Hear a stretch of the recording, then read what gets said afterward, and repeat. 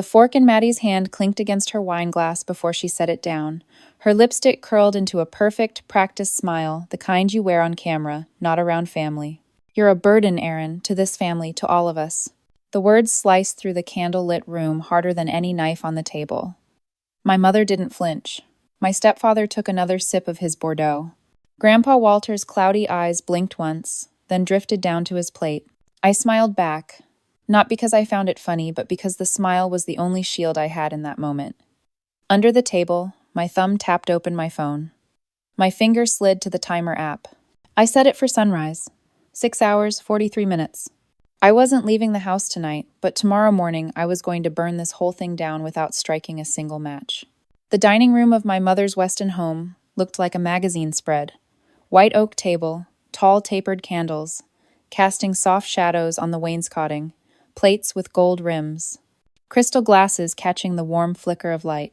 On the surface, it was the perfect New England family dinner, but under it, it was a chessboard, and I was the piece everyone had agreed to sacrifice years ago. Madison Maddie, to her 1.3 million followers, was dressed like she'd just stepped out of a sponsored post. Silk blouse, layered gold necklaces, the kind of makeup that says, "I woke up like this," but takes 2 hours and 3 ring lights. She's my younger sister by 3 years, but she's been the family's darling since birth. My mother, Lila, sat at the head of the table, every hair in place, wearing her pearl earrings and the air of someone who knows she's in control. My stepfather, Rick, kept his usual polite mask on. If you didn't know better, you'd think he was the rock of the family. I know better. His debts have more zeros than his savings. And then there's Grandpa Walter, our anchor, our patriarch. Or he was, until time and illness chipped away at him. He founded Cole & Sons Construction with his bare hands, built houses for governors, schools for entire districts. At 79, he moves slower now, his hands sometimes trembling as he lifts his glass. But his mind, when he's lucid, it's sharper than any of us deserve. I caught his eye for half a second after Maddie's little dagger. There was something there, regret, maybe warning, but it vanished when Lila's voice rose, breaking the moment. "Pass the potatoes, Aaron," she said lightly, like nothing had just been thrown across the table. I did. I passed them. I said nothing. And that silence bought me the next few hours I needed. Halfway through the roast turkey, my phone buzzed in my lap. I angled the screen just enough to read the notification. Fairfield County Recorder document recorded. My chest tightened. County Recorder notifications aren't casual reading. I get them because I set alerts years ago for anything filed under Walter James Cole, Grandpa's estate, the family trust, any property transfers at all, pings my inbox. I didn't open it right then. Not yet. Timing was everything. I took a sip of wine and let my gaze sweep the table. Maddie was mid-story about some brand deal in Miami, laughing a little too loudly. Rick was nodding along, pretending interest. My mother's eyes kept darting to Grandpa's plate, like she was checking whether he'd eaten enough to justify the evening's celebration. It was all so perfectly rehearsed, and it made my skin crawl. There's a trick I learned working in hospital finance.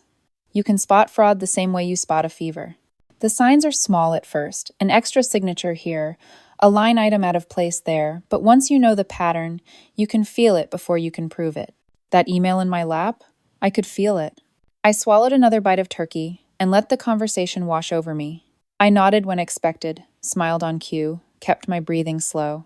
On the inside, my mind was flipping through scenarios, lining up every document, every date, every player at this table. Sunrise. That's all I needed. Sunrise and one decisive move. By dessert, Maddie had moved on to casually dropping hints about upcoming changes to the lake house, Grandpa's lake house, the one that's been in our family for 40 years. She spoke like it was already hers, talking about renovations and content shoots, as if my grandfather's home was just another backdrop for her feed. I felt the heat rise in my chest, but I didn't take the bait. Not yet. Instead, I excused myself to the kitchen under the pretense of grabbing more whipped cream. Alone, I opened the email. One line froze me in place. Warranty deed Candlewood Lake property recorded. Date, today. Grantor, Walter James Cole. Grantee, Lila M. Cole and Madison A. Cole. My pulse roared in my ears. When I walked back into the dining room, nothing had changed. Candles still flickered, Maddie was still laughing, My mother still had that faint smile of a queen surveying her court. I sat down, smiled, and in my head, I marked the hours. By morning, I would press one button and legally detonate everything they stole. Weston at night has that kind of quiet where even the smallest sounds carry. When I stepped out of the kitchen to return to the dining room, the faint clink of silverware on porcelain rang sharper than it should have. The candles still flickered, the rosemary from the roast turkey still hung heavy in the air, and if you were just passing by the window, you'd think this was the picture of New England family warmth. You'd be wrong. Maddie had her phone propped carefully behind her wine glass, live streaming. On screen, a cascade of heart emojis and comments scrolled up. Love this family vibe. I hovered just outside the frame, the same way I've been kept just outside the family narrative for years. Don't forget to tell them about Miami, my mother prompted, her eyes darting to the camera.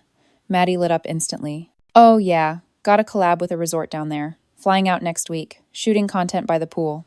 At the other end of the table, Grandpa Walter sat in his worn navy cardigan, the elbows thin from decades of wear. On his lap was a thin manila envelope, held neatly as though it were something important. My stepfather Rick sat close beside him, leaning in with that soft salesman's tone he uses when he wants something. Just a small tax thing, Dad. Sign before dessert super quick. Grandpa frowned slightly. What am I signing again? Paperwork for the accountant, nothing big. My mother cut in, faster than Rick could finish. My gaze went from the envelope to Maddie. She was still smiling for her audience, oblivious to the exchange. Or maybe not oblivious. Maybe she just didn't care. When I was younger, I thought nights like this were the definition of family warmth. Now I know better. This was theater, and everyone at this table knew their lines. My mother was the director. Maddie, the star.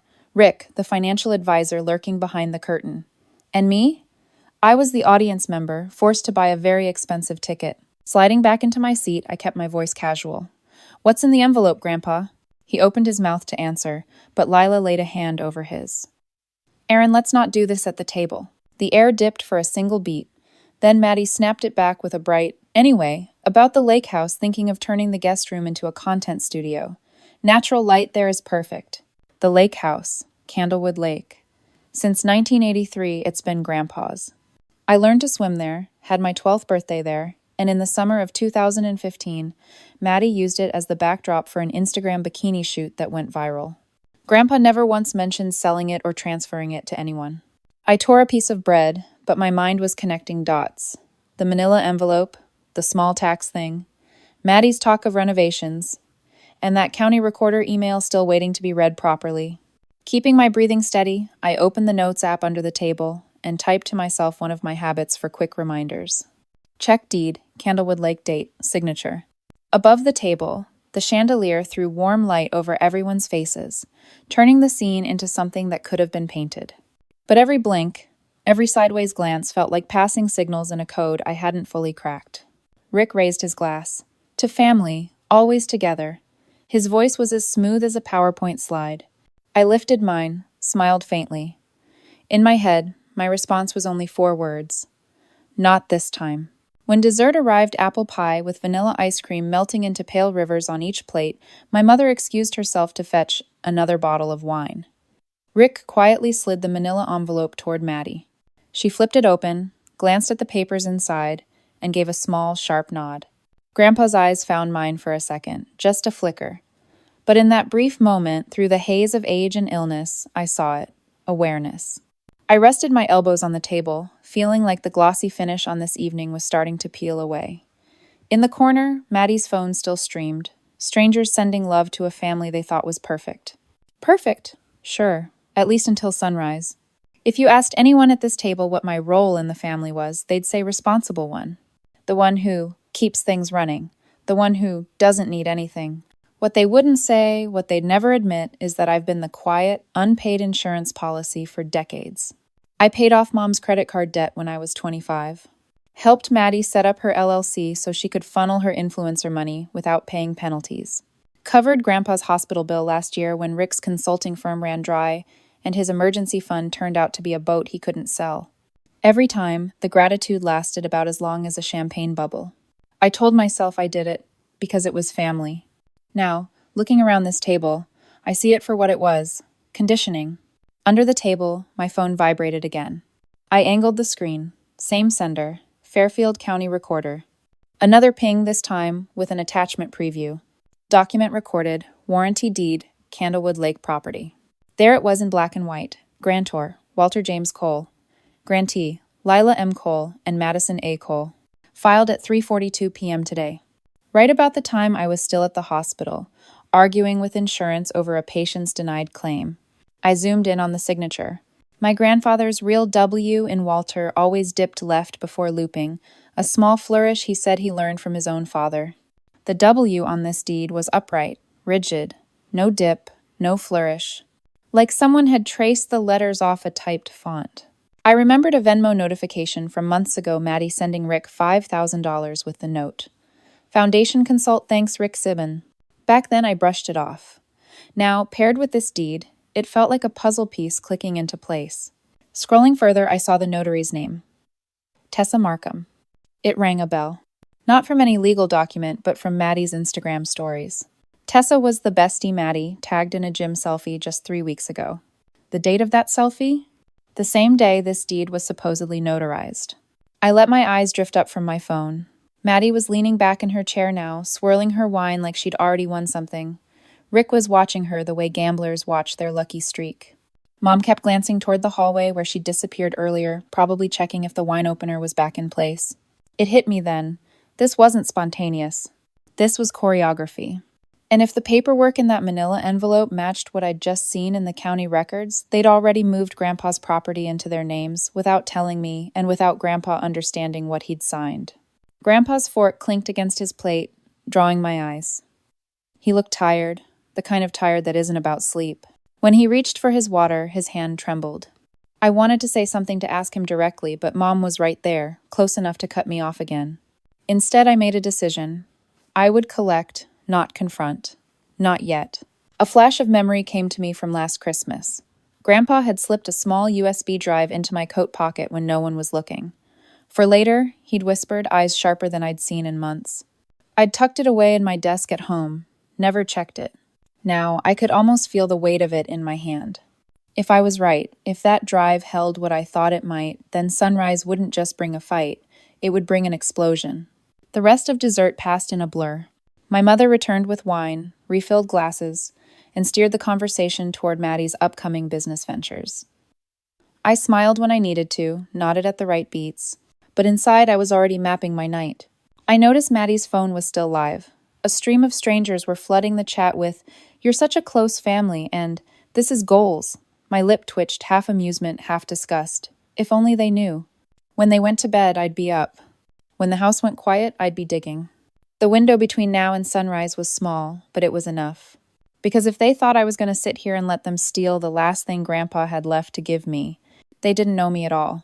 By 11:42 p.m., the Weston house was quiet enough to hear the wind outside brushing through the bare maple branches. From my room, my old room, I could hear the faint hum of the heating system, the tick of the grandfather clock in the hall, and somewhere down the corridor, Maddie's laugh in the distance, soft and smug. I sat on the bed, laptop open, phone beside it, and a legal pad in my lap. The county recorder's site was still up on my screen, the forged deed glaring back at me like a taunt. Step 1, freeze the asset. Step 2, prove intent. Step 3, detonate at sunrise. I started with my email archive. 10 years of digital breadcrumbs, property tax receipts, Grandpa's original trust documents, even scanned images of his authentic signatures from old birthday checks he'd mailed me. I pulled them into a folder labeled Walter Originals. Next, I called in a favor. Not a friend exactly. More like an ally. "Ramos," I whispered into the phone when he picked up. "It's Aaron Cole. Need a timestamp verification on a notary file. Tonight." A pause, then his chuckle. "Haven't heard from you since the hospital audit in 2019. Send me the file, 10 minutes. While I waited, I booted up an encrypted drive I keep for work emergencies. Only this wasn't work. This was family. Midnight crept closer. I could hear footsteps in the hallway. Rick heading to the kitchen for one of his midnight stress snacks. I froze until they faded. When my phone buzzed, Ramos's text lit the screen. "Notary license suspended last month. Filed deed is invalid. Send me the rest." Bingo. I opened my bag and pulled out the small portable scanner I always carry, occupational habit. Slipping out of my room, I moved down the hall toward the study. The door was ajar, the dim glow from the desk lamp spilling into the hall. Inside, the manila envelope sat in plain sight, right where Rick had left it earlier. I slid the papers out, my eyes scanning the top lines. Same property description, same fake signature. The air in the study felt heavier, like the walls themselves were aware of what I was holding. I fed the pages into the scanner, each click of the roller sounding impossibly loud in the silence. Halfway through the stack, I froze footsteps again, this time slower. I tucked the envelope back exactly as I'd found it and slipped into the shadows beside the tall bookshelf. Rick appeared in the doorway, scratching his head, wearing plaid pajama pants and a t-shirt that read, "World's Best Dad." He stepped inside, looked at the desk for a long moment, then left. I didn't exhale until I heard the creak of the stairs. Back in my room, I matched the scanned deed to the county records PDF identical, down to the smudge in the lower right corner where the ink bled unnaturally. Then I remembered the USB drive Grandpa had given me last Christmas. I dug into my travel bag, pulling out a smaller pouch. There it was, still in the same Ziploc bag, a faint smear of his handwriting on the plastic. "Keep safe." When I plugged it in, the drive held just one file, a video, time-stamped 8 weeks ago. I pressed play. Grandpa sat at his kitchen table, his voice firm. "If you're watching this, Aaron, it means I think someone's trying to take the lake house. I've told your mother and Maddie no, repeatedly. If they show you paperwork with my name on it, check the date. I didn't sign anything after October." My stomach tightened. The video ended with him sliding a stack of papers toward the camera copies of his trust and will. Originals, signed and notarized months earlier. I leaned back in my chair, staring at the screen. This wasn't just a family squabble anymore, this was evidence. By 1 a.m., my plan was locked. Submit the freeze request to the county clerk with the video as supporting evidence. Forward copies to Addie, Rhodes the real family lawyer, not Rick's golfing buddy. Schedule the email to hit everyone's inbox at 6:45 a.m., right before breakfast. And maybe, just maybe, I'd be sitting at the head of the table for once watching them choke on their coffee. Outside, the wind picked up. The house groaned softly, like it was bracing for the storm to come. In 6 hours, the storm would be me. By the time the first pale light crept across the western skyline, I was already dressed, laptop open, coffee in hand. My finger hovered over the trackpad, the cursor sitting on the bright blue send button. I'd triple-checked everything. Freeze request to the county clerk, stamped urgent. Video from Grandpa, attached and backed up in 3 separate drives. Side-by-side signature comparison showing the forgery. CC'd to Addie, Rhodes, the board of Cole & Sons, and most importantly, the family group email. The scheduled time was 6:45 a.m., right when Mom was pouring coffee and Maddie was scrolling through her notifications. I clicked send now. The fuse was lit. At exactly 6:47, I heard the first sound of impact. Mom's voice, sharp and clipped. "Aaron, can you come here a moment?" I walked into the kitchen. She was standing by the counter, iPad in hand, her eyes fixed on the email. Maddie was at the table in a robe. Phone in one hand, coffee in the other, her face frozen mid-scroll. Rick stood near the fridge, arms crossed, jaw tight. "What is this?" Mom demanded, waving the screen like a flag. "It's the truth," I said evenly. "You had no right." I had every right, and so does Grandpa.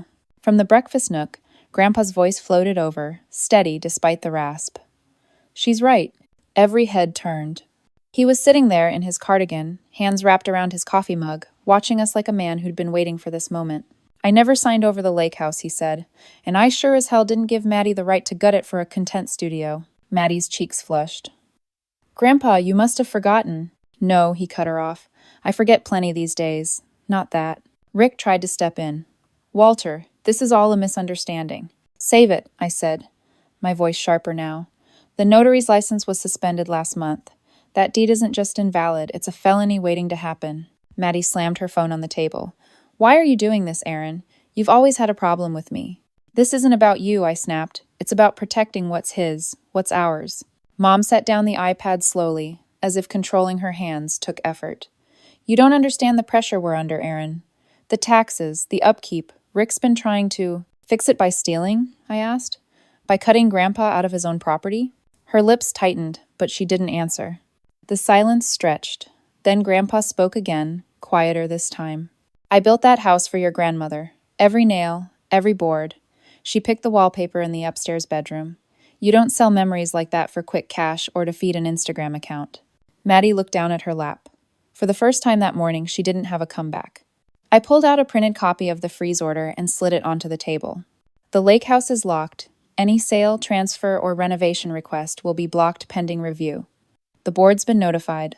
The law is on our side. Rick let out a sharp breath, muttering something about overstepping. Overstepping, I repeated. That's rich coming from the guy who tried to notarize a document through his girlfriend's friend. His eyes darted away. Mom finally broke the silence. So what now, Aaron? You've embarrassed us in front of the board, dragged this into legal territory. What now? I leaned forward.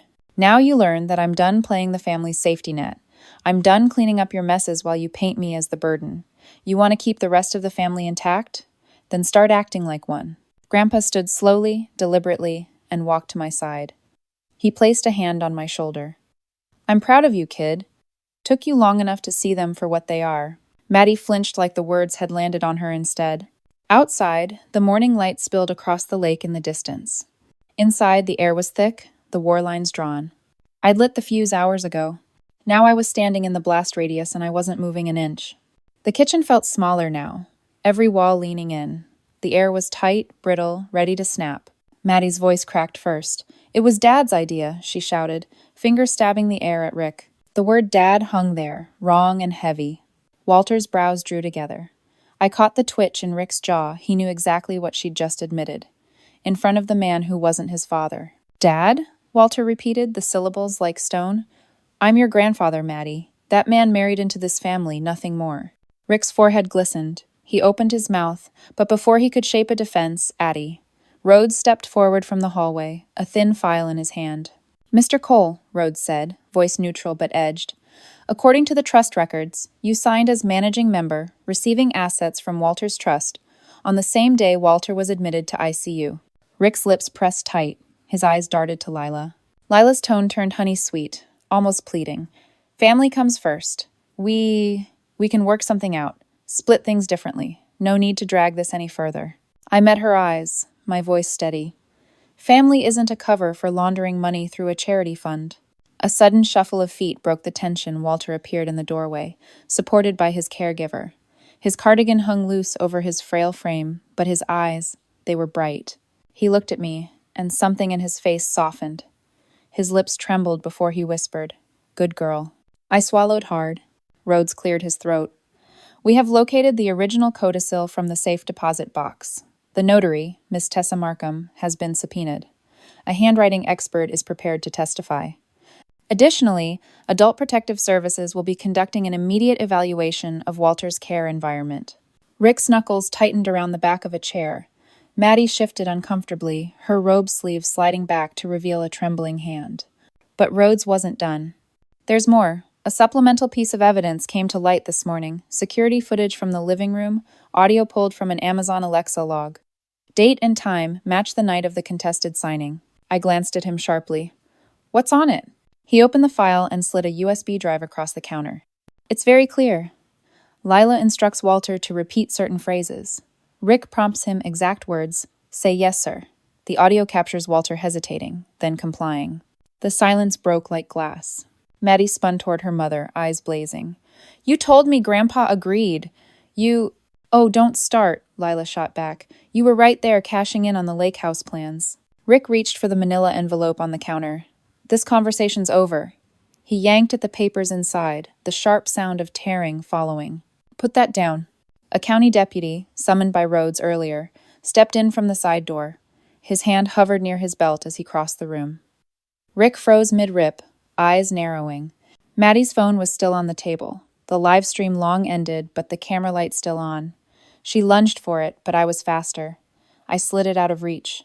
Wouldn't want the followers to miss the real family vibe, would we? Her glare could have cut glass. Rhodes laid out the final stroke. Judge Keller has reviewed the emergency filing. Effective immediately, the court has approved a temporary freeze on any transfer of the Candlewood Lake property. Additionally, there's a no-contact order in place outside of scheduled nursing visits with Walter James Cole. Lila's mouth opened, then closed. Maddie's eyes darted to Rick. Rick's jaw worked soundlessly. You'll all have your say in the emergency hearing in 72 hours, Rhodes continued. Until then, the property is under court protection, and I'd advise each of you to get legal counsel." Walter's hand found mine, his grip light but certain. "You've done more than protect the house," he murmured. "You've protected me." I squeezed back, my gaze sweeping the wreckage in the room, red faces, clenched fists, the tight coil of people realizing the game was over. For now. Outside, the lake glimmered under a pale winter sun. Inside, the masks had fallen, and the real faces, ugly, desperate, cornered, stared back at me. The blast had landed, and I was still standing. 3 weeks later, the lake looked different. Maybe it was the winter sunlight bouncing off the ice. Maybe it was just me finally seeing it without the haze of family politics. I sat on the porch of the Candlewood Lake house, a blanket over my legs, coffee steaming in my hand. The legal lock was in place, paperwork filed, deeds secured. The property wasn't going anywhere without my signature. Walter was safe now. He'd agreed without pressure this time to move into a care facility with independent supervision. Not the kind where family could drop by unannounced and whisper in his ear. His smile the day I visited told me everything. He felt secure for the first time in years. The court had named me temporary financial guardian. I'd signed the documents without hesitation. Not because I wanted control, because I wanted him protected. I thought about that night at dinner, Maddie's words slicing through the candlelight. "You're a burden, Aaron." For years, those words or versions of them had been my shackles. The guilt chain that kept me quietly paying their debts, fixing their messes, holding the family together while they picked it apart for parts. Now, I realized they weren't shackles anymore. They were an anchor, and not for me, for them. And when I cut the rope, their ship of lies started to sink. The lesson was simple, but it burned hot in my chest. Boundaries aren't ingratitude, they're survival contracts. A last line between you and the people who'd rather use your loyalty as leverage. Family doesn't exempt you from the law. If anything, betrayal under that roof cuts deeper and deserves the same accountability as any stranger's crime. And most of all, loving someone is not the same as feeding the fantasy that lets them destroy you. I leaned back in the chair, the wood creaking under my weight, and let my eyes wander over the lake. The ice was breaking in the shallows, small shards drifting apart. Change takes time, but it comes. The wind shifted, carrying the faint smell of pine. Somewhere inside, the old grandfather clock ticked on, the same one that had stood watch through decades of holidays, fights, and secrets. In my mind, I replayed that moment from the kitchen 3 weeks ago. My finger on the send button, the sound of the email flying out into the world. For years, I'd been paying their bills, financial, emotional, reputational, so they could keep their lie alive. That morning, I sent the invoice. Interest included. I turned my gaze to the camera, an old DSLR I'd set up on the porch railing. The red light blinked steadily. This wasn't a live stream, not for clicks, for record, for truth. "My name's Aaron Cole," I said into the lens, voice steady. "And if you've ever been called a burden for having boundaries, you're not alone, you're not broken, and you're not wrong." I let the silence hold for a beat. This channel is for you. Subscribe, share your story below, and let's make family mean safety, not silence. I reached forward, clicked the camera off, and sat back again. The lake was quiet, the kind of quiet that didn't feel oppressive anymore. Walter's laughter from last Sunday's visit still echoed in my head. Maddie's silence in the courtroom still felt like a full confession. Rick's pale face when Rhodes played the Alexa audio was burned into my memory. The ship had gone down. I was still standing on shore, and as the sun broke through the clouds, I asked myself, did I go too far, or finally far enough?